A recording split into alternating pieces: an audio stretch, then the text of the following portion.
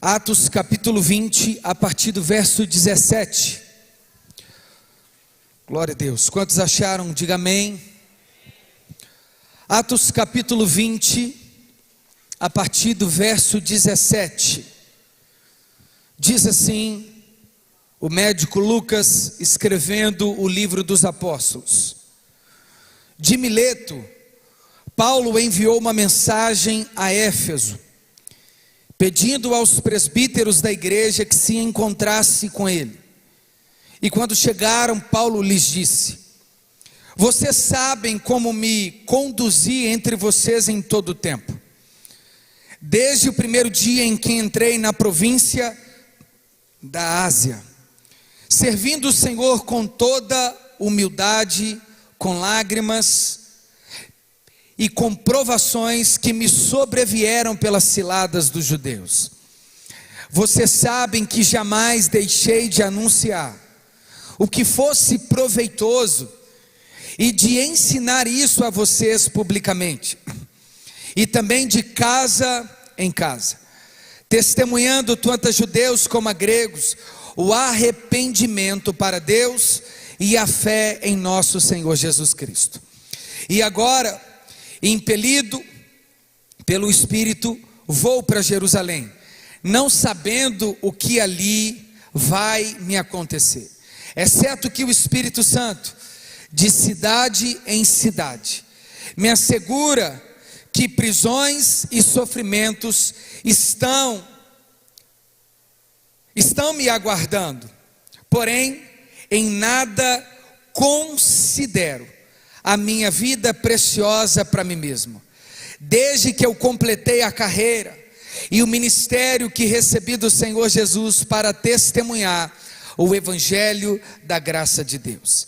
E agora eu sei que todos vocês, em cujo meio passei pregando o reino, não mais me verão o meu rosto.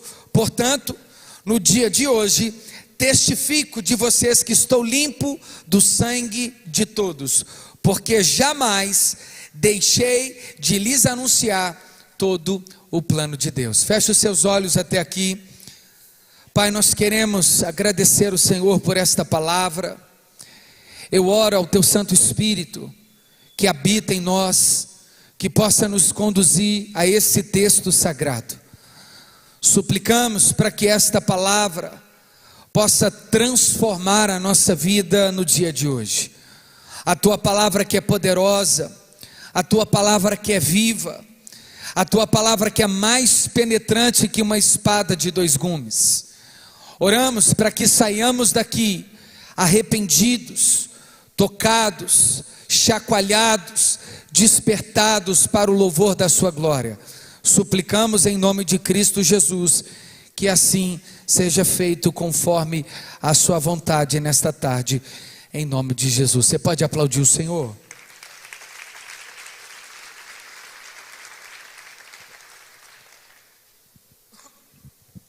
Meus irmãos, o apóstolo Paulo está sendo narrado por Lucas, a quem Paulo ganhou em uma das suas primeiras viagens missionárias. O apóstolo Paulo se tornou um dos maiores pregadores do evangelho do Novo Testamento inteiro. As missivas que chamamos de Paulina, as três principais viagens a três regiões extremamente perigosas, áridas, trouxe para Paulo não apenas amigos no evangelho, como também inimigos, homens que estavam preparados, prontos para armarem uma cilada, para destruírem não só o ministério de Paulo, bem como toda a sua vida, o ministério marcado de lágrimas e de alegria, o ministério onde Paulo viu o evangelho sendo pregoado na província da Galácia inteira, mesmo sendo escorraçado, retirado de uma das cidades aos pés de ponta cabeça. O apóstolo Paulo, que experimentou ver o evangelho chegando em toda a Macedônia, em Filipos, em Tessalônica, em Bereia, agora o apóstolo Paulo desce para uma cidade ateniense, Ele sabia que a filosofia clássica da época faria com que Paulo teria que se desdobrar nos argumentos para combater os que chamamos de sofistas da época.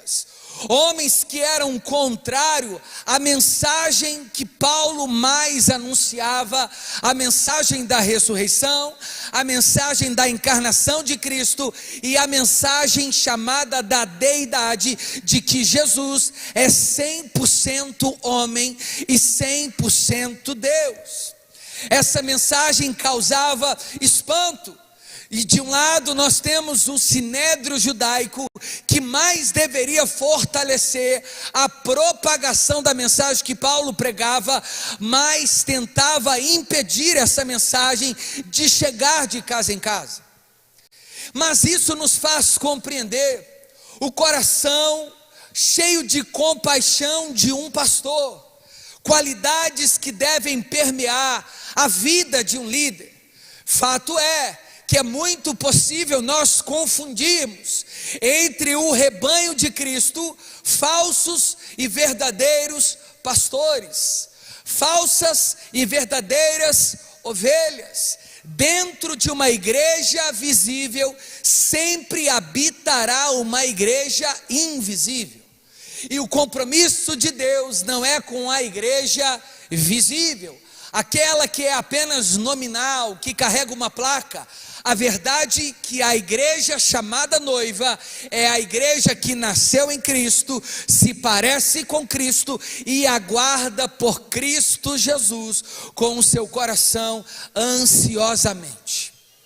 O apóstolo Paulo escreve agora, já Lucas escreve narrando o episódio da terceira viagem missionária de Paulo. Paulo já havia enfrentado alguns conflitos na região ateniense. Primeiro porque ele foi chamado em praça pública de tagarela, talvez um dos pejorativos mais agressivos da época. Não era apenas ser chamado de fofoqueiro, é como se o que o fofoqueiro estivesse falando não tivesse validade alguma. Paulo não andava com roupas belas, não fazia do ministério um palco que o promovia. Pelo contrário, Paulo trabalhava para o progresso do evangelho. Paulo servia para que outros pudessem ser servidos. Paulo se colocava como a escória para sustentar o evangelho em lugares áridos, secos, e que era chamado de escória do mundo antigo. O desejo do apóstolo Paulo é de um pastor apaixonado pelas ovelhas, porque pastor precisa cheirar a ovelha, pastor precisa se parecer com o bom pastor e ter o coração cheio de compaixão.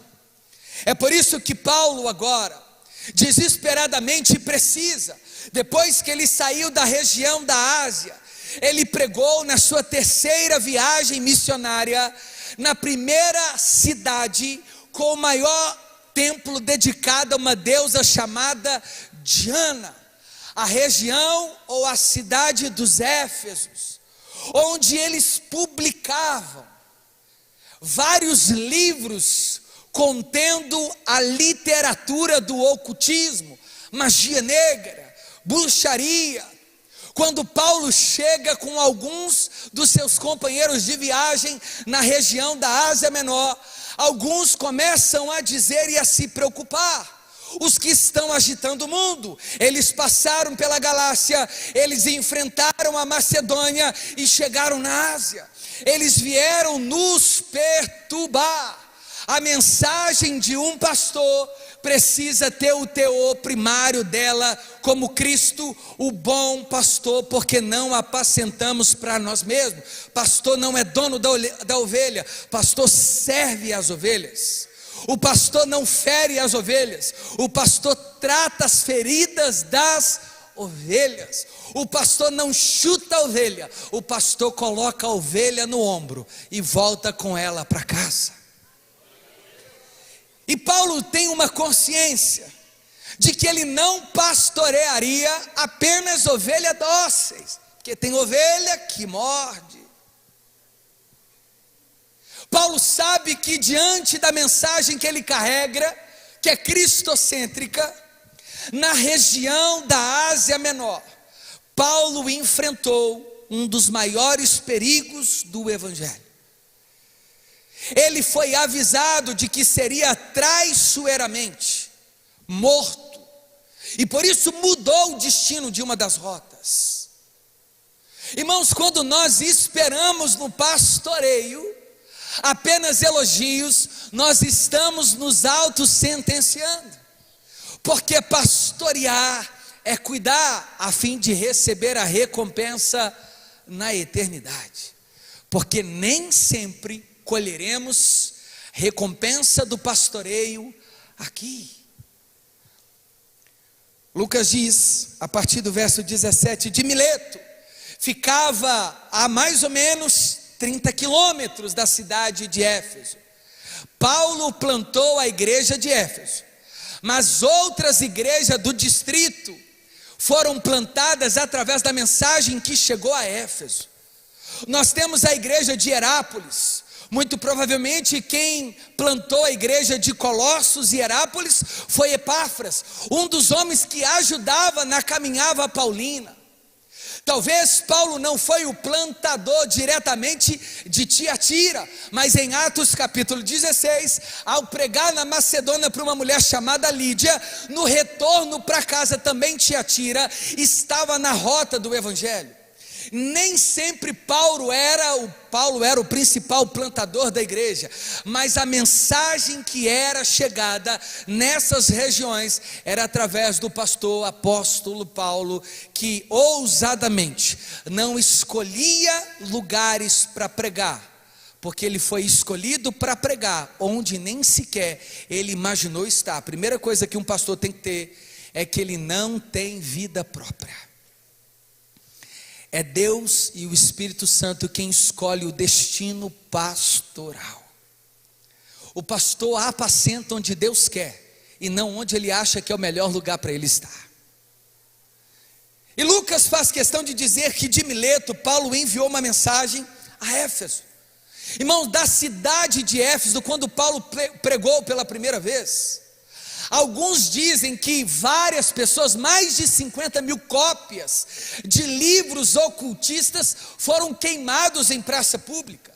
Alguns diziam assim: essa mensagem que esse pastor está pregando está enfraquecendo o comércio dos deuses construído por nossas mãos, porque Paulo está dizendo que não só Diana, mas Artemis, Mamon e dentre outros não são deuses verdadeiramente. Nós precisamos parar esses homens a qualquer custo. O pastor não pode temer a pregação de deixar de anunciar a verdade por medo de prisão, por medo de perder status, porque João, Pedro, Mateus e todos os discípulos preferiram agradar a Deus do que aos homens em nome da verdade. O pastor precisa sempre pregar a verdade, custe o que custar. E Paulo sabe que em Éfeso, assim que ele plantou a igreja de Éfeso, começaram a se espalhar várias heresias dentro da Ásia Menor, de que Paulo seria também parte do clã de Cristo Jesus, e eles estavam certos. Paulo não era parte, Paulo era discípulo de Jesus, e o discípulo faz o que o mestre ensinou. E Paulo começou a trazer vários problemas para o seu pastoreio. Irmãos, eu fico pensando quando um pastor diz assim: no meu ministério eu estou passando muita prova, é muita luta. O que você esperava? Disney? Rodízio, só alegria? Ministério é o lugar do ouro ser derretido, amassado, para tirar as impurezas e se tornar um ouro maciço e valioso. Pastor que não sofre não cresce. Líder que não é experimentado no abandono, na dor, no sofrimento, na traição, na maledicência, na calúnia, não desenvolve, porque é preciso passar diante desses momentos para sabermos quem de fato o nosso coração adora. Vocês estão aqui? Irmãos, Paulo enviou uma mensagem para os líderes de Éfeso, pedindo aos presbíteros da igreja que se encontrasse com ele. Aqui nós temos uma característica preciosa de um pastor: ele não manda recado, ele vai. O pastor encontra-se com os seus liderados e com as suas ovelhas tete a tete. Pastor não pastoreia de longe. O nome disso não é pastor, é lobo. O pastor tem desejo de conhecer a liderança de perto. Ele é líder do ministério, mas nunca pisou na sala onde ele é líder. Sai e entra pelas portas do fundo, carro blindado, cinto da Dolce & Gabbana, sapato da Prada, gelzinho, parecendo que um boi lambeu. Aqui é a confusão, só anda de helicóptero, e o nome disso é artista, não é pastor. Pastor anda no meio do povo, cuida dos problemas de frente, não manda recado, enfrenta as bestas feras, defende ovelha. Se preciso for, pastor tem que ir para lutar com o urso.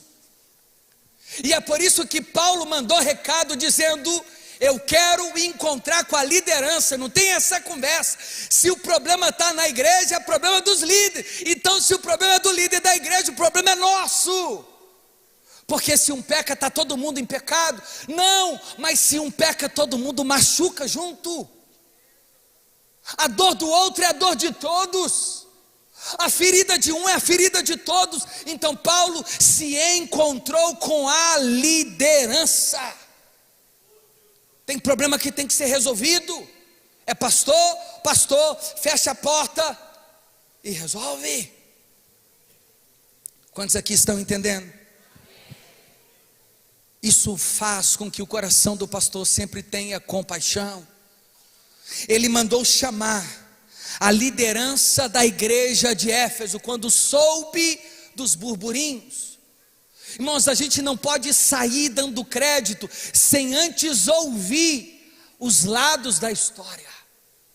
Um pastor nunca aconselha um casal ouvindo só a mulher, porque se ele fizer isso, ele manda prender o marido na hora. E se ele ouvir o casal só com base no que o homem conta, ele manda prender a mulher, ainda chama ela de mentirosa. E aí quando ele chama os dois, o pastor que sai mentiroso muitas vezes da história, os dois se resolvem, sai beijando, e o pastor como se quisesse entrar na vida dos dois. É por isso que tem que chamar. O pastor não escolhe lado, o pastor só tem um lado, a verdade. Aleluia. Coração de um pastor. E quando chegaram a Paulo, lhes disse: vocês sabem como me conduzi entre vocês em todo o tempo. Irmãos, o maior selo do pastoreio não é a habilidade de sermão, de pregação, eloquência, carisma, não tem nada a ver. A maior marca de um pastor é o caráter dele. É quando ele não tem problema com a tesouraria, com a cantina da própria igreja. É quando o açougue da esquina do bairro dele, onde compra carne, gosta dele. Já entendeu, né? Quando as Casas Bahias não mandam feliz aniversário, dizendo: parabéns pastor, está atrasado, se puder acertar com a gente aquela última airfry. Ainda bem que a gente não tem pastor caloteiro, graças a Deus, porque não pode. Paulo está dizendo assim, ó: vocês sabem como me conduzir. Ou seja, ele está falando para a igreja, para os líderes: vocês me conhecem. que eu estive entre vocês, recolhi oferta, mas não pus a mão em 1 centavo, levei tudo para Jerusalém.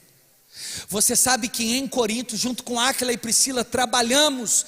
Eu e Barnabé deveríamos ser sustentados pela igreja, mas nós não desejamos fazer isso de forma impositiva. Você sabe meu procedimento no farisaísmo. Eu poderia ter dado carteirada, mas eu escolhi ser nada para poder servir entre vocês. Vocês sabem do meu conhecimento filosófico e judaico, mas eu não cheguei arrotando o conhecimento, antes preguei a Cristo, o Senhor da salvação. Vocês sabem que eu não descansei enquanto não vi a cidade de Éfeso rendida. Vocês sabem que eu fui preso. Vocês sabem que eles me espancaram. Vocês sabem que eles retrocederam em grande parte e me deixaram sozinho. Vocês conhecem a postura. O pastor precisa ser conhecido pela igreja. Pastor não escolhe ser, é a igreja que reconhece. Paulo disse assim: vocês me conhecem. Falou para a igreja da Macedônia, falou para a igreja da Ásia. Vocês sabem como me conduzi em todo tempo. O pastor não pode só ser crente no domingo. Quem se diz pastor não é pastor.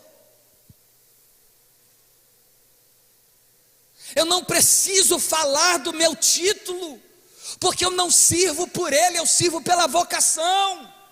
A coisa mais linda que tem é quando você conversa com uma pessoa 3 horas, ele já é um grande pastor, mas ele não precisou usar o título para falar nada.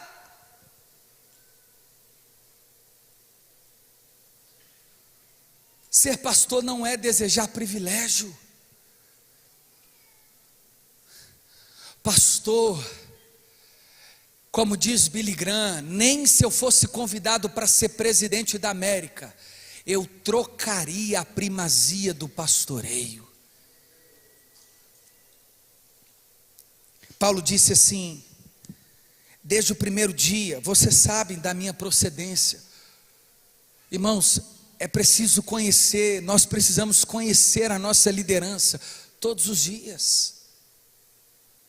Nós precisamos caminhar perto da nossa liderança todos os dias, orar pelos nossos pastores para que eles se mantenham de pé, mas o pastor também precisa ser validado todos os dias.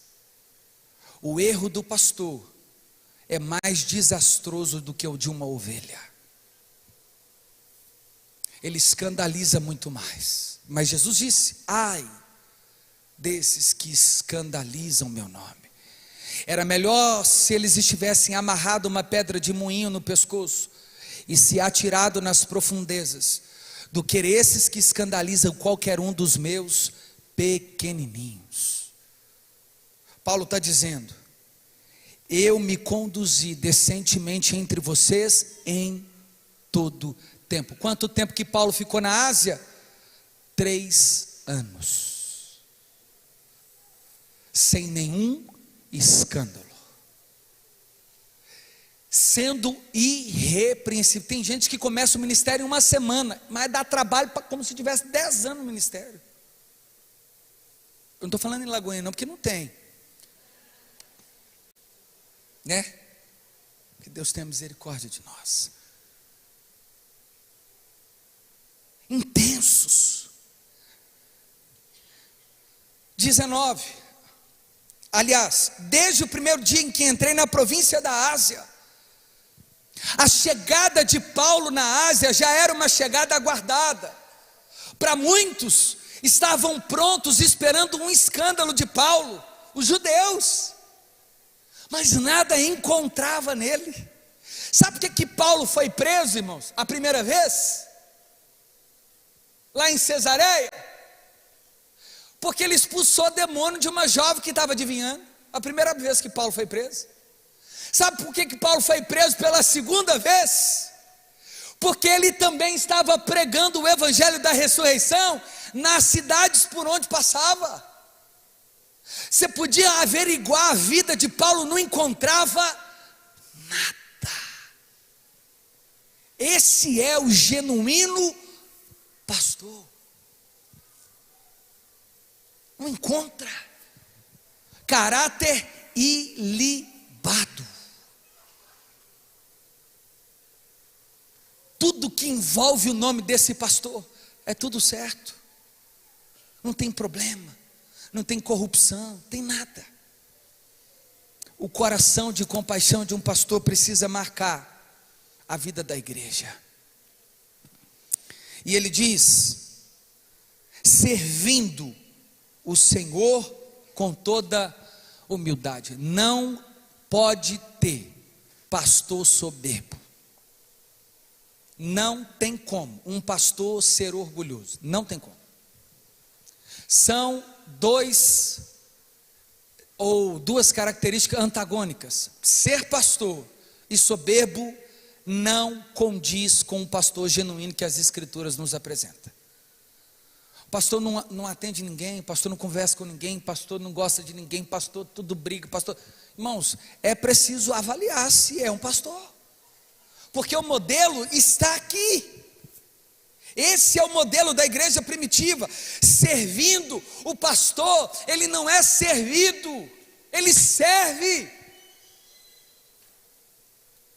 O pastor não pode confundir a igreja com a empresa. Ele não tem funcionário, não.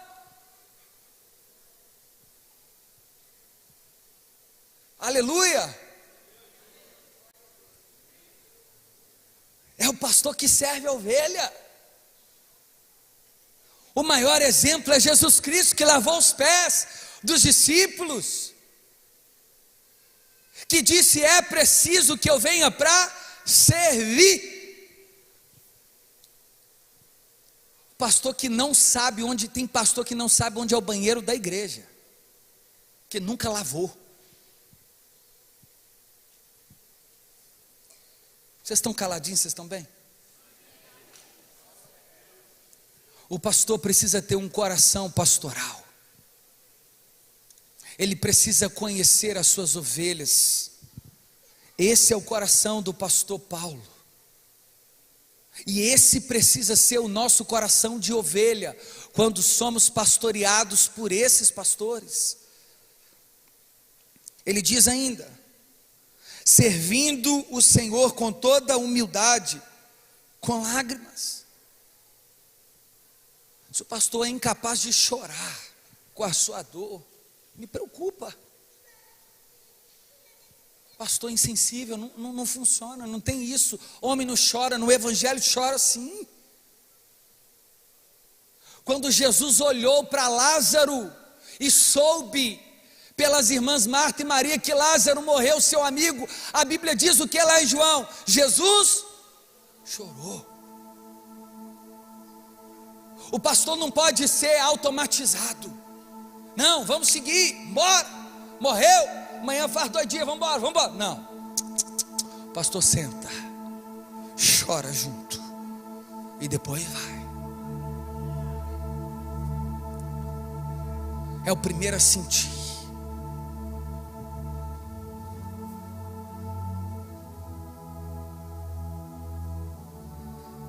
Com toda humildade, com lágrimas e com as provações. Pastor, não desista. Se você almeja o pastoreio, não desista, porque todo pastor também é muito provado, muito. Esse é o modelo do pastoreio. Não é esses que a gente encontra às vezes por aí, esses pastoreio maluco, que mais parece um clube de vantagens.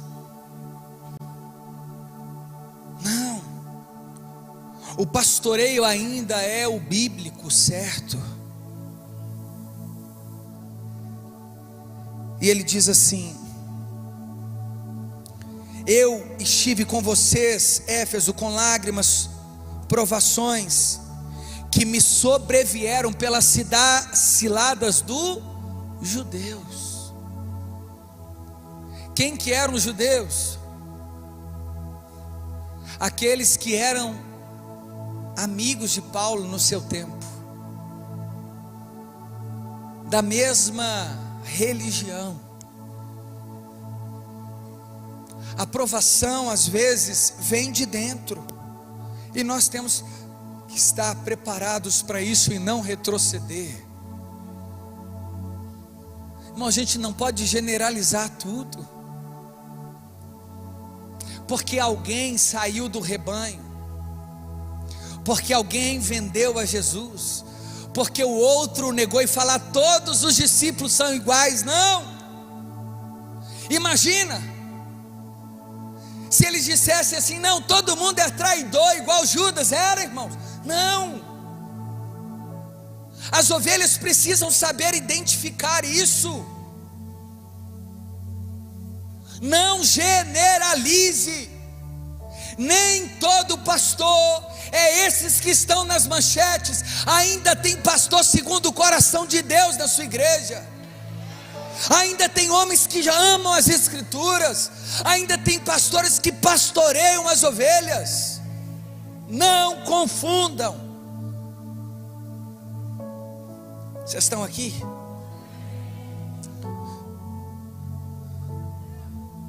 As ciladas vêm, irmãos. Daqui Paulo fazia tudo certinho. Irmãos, Paulo cuidou não da igreja de Éfeso? Sim. Isso quer dizer que a igreja de Éfeso não deu problema? Não. Mas a igreja de Éfeso precisava conhecer o pastor que eles tinham. Por isso que Paulo chamou a liderança. Deixa eu explicar para vocês.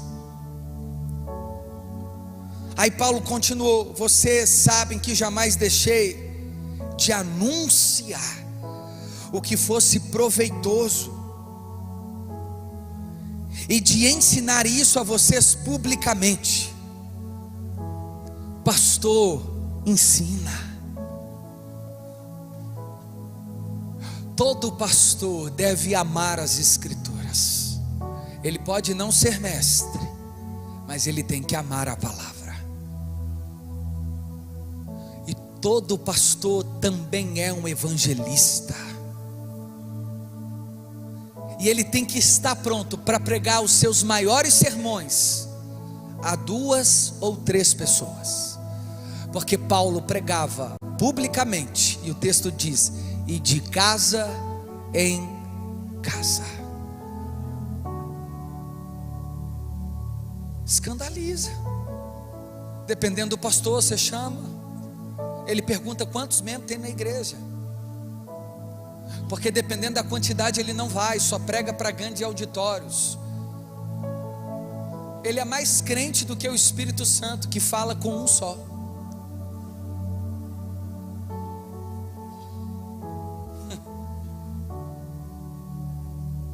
O pastor ama pregar dentro do ônibus, no metrô, no elevador, onde está, irmão. O pastor não perde tempo. A plataforma é o refrigério, é a parte mais gostosa do ministério, porque na vida prática do pastor, ele está pastoreando 24 horas. E se ele desejar a plataforma antes do pastoreio, ele cai, se perde. Pastoreio não é a pregação só pública, é de casa em casa. Por isso que a gente ensina: você quer ser pastor, Deus te chamou, pastoreie, cuide de um por um, ensine o rebanho de Cristo, participe da vida das ovelhas. Irmãos, isso é maravilhoso. E Paulo disse assim: eu jamais deixei de anunciar. O pastor não negocia a palavra, o pastor não conta a historinha, o verdadeiro pastor não cita os filósofos, ele cita as escrituras de verdade. Ele ama ver o crescimento da igreja, testemunhando tanto a judeu como a gregos o arrependimento, para com Deus. Lucas está dizendo que Paulo pregava para judeu e para grego, mesmo os judeus não gostando. Tem uma mensagem, tem uma frase do Hernandes Dias Lopes que ele diz assim: pastor tem que cuidar das ovelhas dóceis e das que mordem, o tempo todo. Os judeus não queriam ouvir, mas precisavam. Vocês estão aqui? Então quando seu pastor te chamar, te corrigir, e isso for bíblico, aceite. É Deus cuidando de você através do seu pastor. É Deus querendo ver seu crescimento. Aleluia. Ele também testemunhava o arrependimento. O pastor também prega sobre pecado. Ele pode ter mensagens de vitória, sim. Ele pode falar que vai dar certo, sim. Mas ele não pode esconder que se der errado, Deus continua sendo Deus. O pastor pode falar que Deus pode abrir porta, sim. Mas o pastor também tem que falar que o mesmo que abre, também fecha. O pastor pode falar que os pecados estão perdoados, sim. Mas o pastor também tem que falar que é necessário se arrepender do nosso falso arrependimento. O pastor não escolhe o que ele prega. Ele prega porque foi escolhido. Amém? E Paulo testemunhava a gregos e judeus o arrependimento para com Deus e a fé no Senhor Jesus Cristo. Paulo não dizia: a minha toalhinha cura. Paulo não falava assim: a minha sombra ressuscita. Chamaram Paulo e Barnabé e falaram assim: deve ser Júpiter, deve ser os astros. Aí Paulo falou: não, só porque a cobra me picou e eu não morri, eu não sou nada disso não. Paulo se rasgou inteiro e falou assim: Deus fez isso para a glória dele, tem nada a ver comigo e com Barnabé, nós dois somos um comedor de lentilha. O pastor não toma glória para si, ele devolve para Deus. Dele, por ele e para ele são todas as coisas. Irmão, o mesmo texto de Atos capítulo 20, sabe o que aconteceu do 7 ao 11? Tinha um jovem na janela chamado Eutico, vendo Paulo pregando. O sermão prolongou, que ele ficou cansado e caiu da janela, do terceiro andar do cenáculo, é o que diz o texto. A Bíblia diz que o jovem faleceu. Isso é sério ou não é? Imagina, eu estou pregando aqui, tem alguém lá na galeria, está dormindo no ponto, cai lá de cima e morre. Imagina as manchetes no jornal amanhã. Ia ser uma confusão, sim ou não? Sabe o que Paulo fez? E a igreja? Paulo desceu, abraçou o jovem, falou assim: não se preocupe não, ele só está dormindo. Ressuscitou. E o texto diz que Paulo voltou a pregar e tomar a ceia.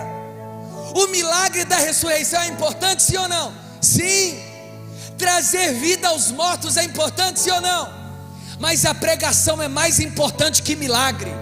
A mensagem de Cristo é mais poderosa do que sinais, prodígios e maravilhas. Ver milagre não te torna salvo, mas ouvir a mensagem da salvação pode te salvar do seu pecado.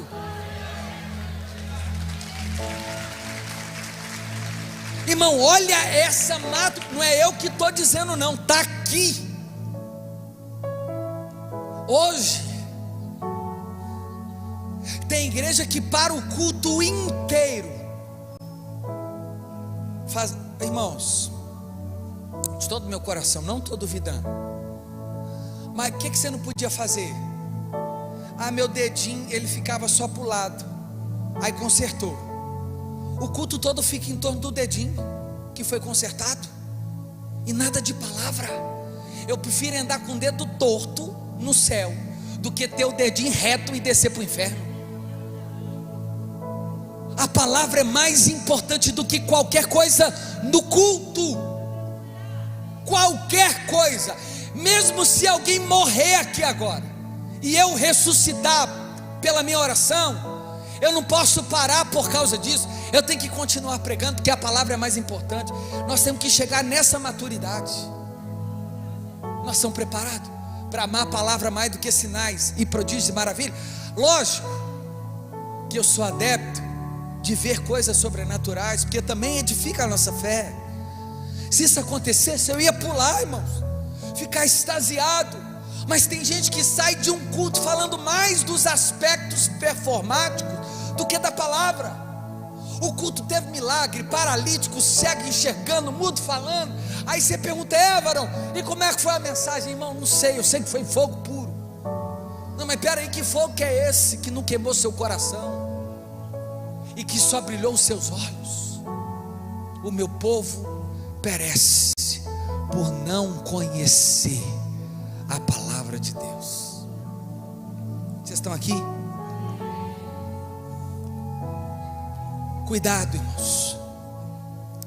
Pastor não fica preso só aos milagres e maravilhas. O pastor prega, ensina. Amém? Para eu terminar, olha só.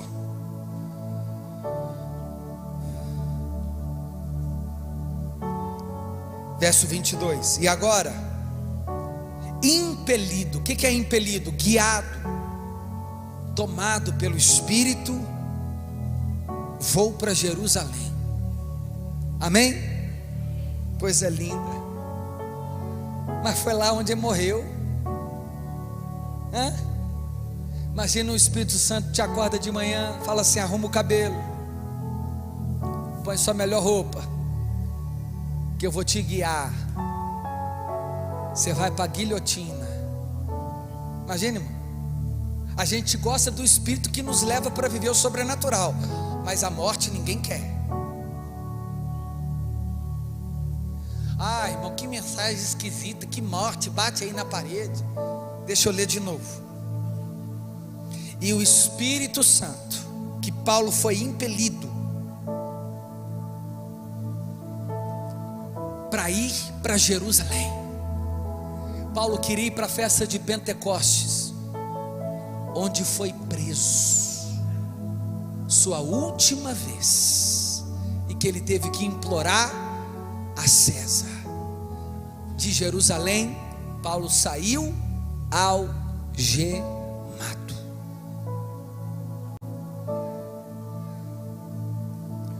O pastor tem que estar pronto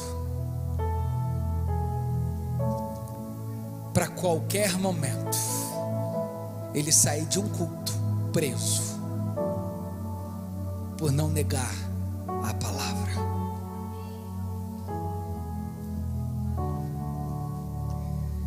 E quem fez isso eu fico pensando, para os que pregam, não, quando o Espírito te guia, você vive só nas nuvens, é só de vitória em vitória, e você vai romper, você vai desbravar. Eu fico pensando como é que eles fazem com esses textos assim, ó.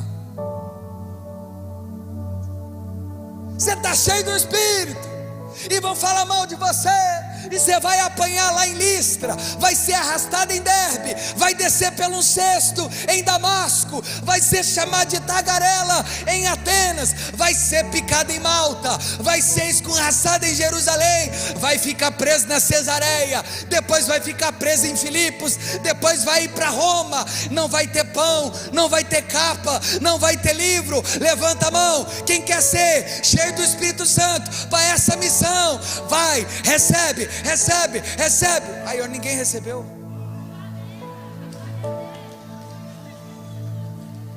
Essa mensagem não dá crédito.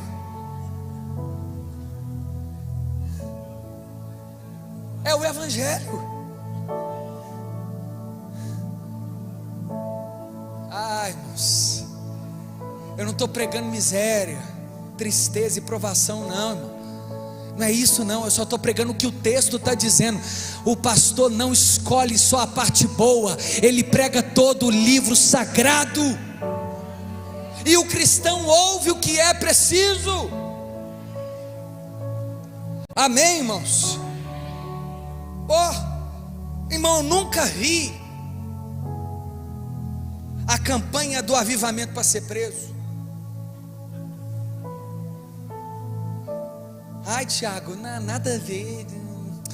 Mas lógico, para que a gente vai fazer campanha? Irmão, é lógico que eu estou falando dessa maneira só para nos causar um espanto. Eu não oro pedindo provação, irmão. Eu peço para Deus me tirar dela, se possível. Eu não sou masoquista, eu não sou doido, irmão. Eu não acho que um cristão, para ser crente, ele só tem que passar a prova, não. Irmão, não é isso que eu só estou tentando fazer com que a gente entenda que o evangelho genuíno também tem dor, que o Espírito Santo nos leva para viver o melhor tempo da nossa terra, da nossa vida na terra, mas o Espírito também nos leva para o deserto para ser provado e tentado. Vocês estão aqui? E o pastor precisa andar sobre essa verdade.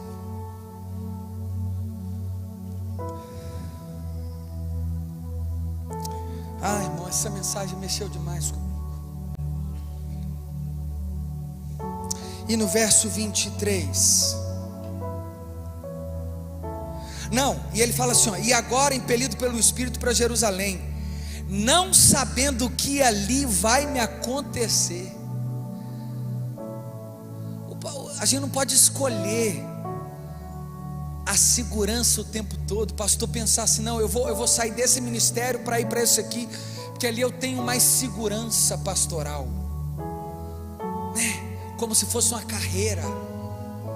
Irmão, quando o pastor sai para pastorear, ele não sabe o que aguarda por ele. Só vai e nem sabe se volta. Vocês estão entendendo isso? E quando eu digo aqui, lógico que eu estou pregando especialmente por causa do dia dos pastores, mas cabe às ovelhas, porque antes de um pastor ser pastor, ele também é uma ovelha. E agora, verso 23, exceto que o Espírito Santo de cidade em cidade me assegura. Irmão, isso aqui é forte. Isso aqui é forte. O Espírito Santo guiava Paulo ou não? Sim. O Espírito Santo falava com Paulo o que não ia acontecer, mas que era certo de que Paulo passaria por tribulações. Era a única coisa que o Espírito Santo falava. Imagina, irmão.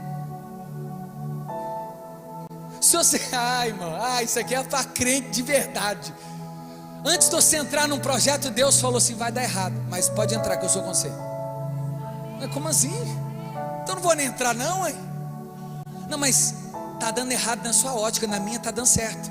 Porque se deu errado para você, é sinal de que está dando errado para mim, porque eu sou glorificado também na sua dor.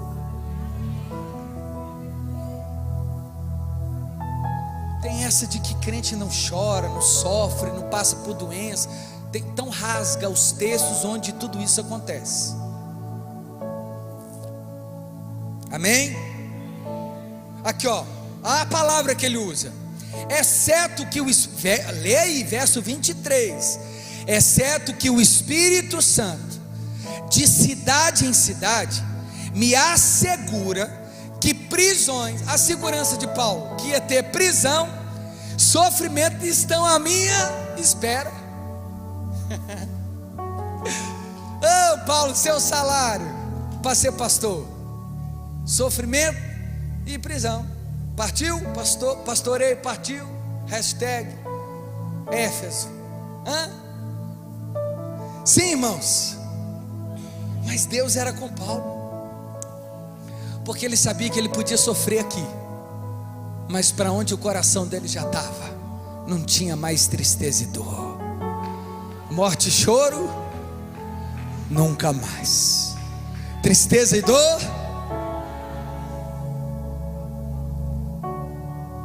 E é isso. O Espírito Santo disse que esperava Paulo isso aqui, prisões e sofrimentos. Porém, ó, o verso 24, que é o mais lindo: em nada considero a vida preciosa para mim mesmo. O que Paulo está falando? A vida é importante? É. Só que viver é Cristo, morrer é lucro. Isso é para quem? Isso é um coração de um pastor que sabe que pastoreou segundo o coração de Jesus. Para ele falar assim: a minha vida é bênção, mas se tirarem ela, eu estou no lucro que eu vou encontrar com o meu Senhor. Aí ele fala assim: eu não sei se é melhor ficar ou ir, porque eu conheço um homem, se na carne não sei, há 14 anos, ele foi arrebatado em uma visão, ele subiu ao terceiro céu em visão, e viu coisas que ao homem não é lícito nem dizer. Ai, o coração de um cristão genuíno, de um pastor, nada nem ninguém rouba a glória dele. Pode tirar tudo, mas ninguém tira a eternidade de dentro dele. Fica de pé no seu lugar.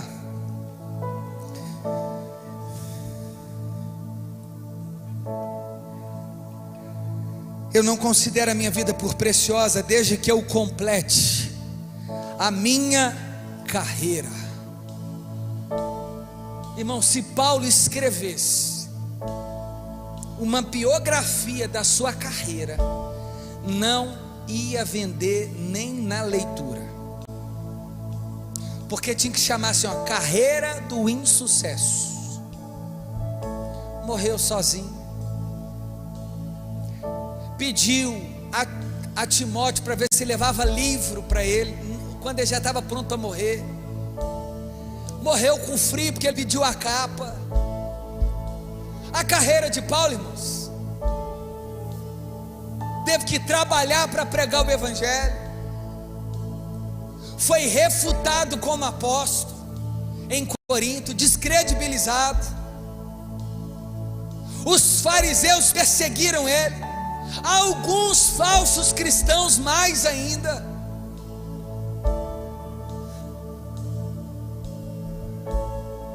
E morreu, irmão, sentenciado, mesmo com direito da cidadania romana. Insucesso. Mas para Jesus, o maior pregador do Novo Testamento, homem de coragem e de fibra, atrevido na palavra, enfrentou Pedro e Tiago, meio irmão de Jesus, lá em Gálatas, não retrocedeu à cúpula de Jerusalém, chamou a atenção da igreja em Corinto, corrigiu a liturgia, encorajou os filipenses, falou para as mulheres de Tessalonicenses assim: ó, quem não trabalha aí também não coma. As viúvas fofoqueiras não vai comer. Lá em Corinto ele falou assim: esse jovem aí, ó, que está se deitando com a mulher do pai dele, põe um menino para fora da igreja. Para Satanás cirandar, para ver se a alma é redimida para Cristo Jesus. Que vida de sucesso é essa? Você acha que Paulo tinha tanto privilégio? A mensagem de Paulo doía, feria, mas chamava os pecadores ao arrependimento. É melhor a verdade do que passar a mão na cabeça. Eu não tenho a minha vida por preciosa, a não ser que eu cumpra a minha carreira, o ministério que recebi do Senhor Jesus, para testemunhar o evangelho da graça de Deus. E agora eu sei que todos vocês, em cujo meio passei pregando o reino, irmãos, ele escreve assim, ó: Jerusalém, Éfeso, está vendo meu rosto aqui? Vocês não vão me ver mais. É isso que Paulo está dizendo. Aqui, ó, vocês estão me vendo? Paulo está dizendo assim: vocês não vão me ver mais, porque eu estou indo para Jerusalém, e pode ser que de lá eu não volte. E isso aconteceu. Os éfesos nunca mais viram Paulo, mas tiveram que ouvir Timóteo, Tito, Silas, Filemon, Tíquico, Epáfras, Áquila, Priscila, dentre outros, Lucas, Marcos, porque Paulo incendiou o coração desses homens e mulheres. Pastor faz novos pastores e ovelhas apaixonados por Jesus.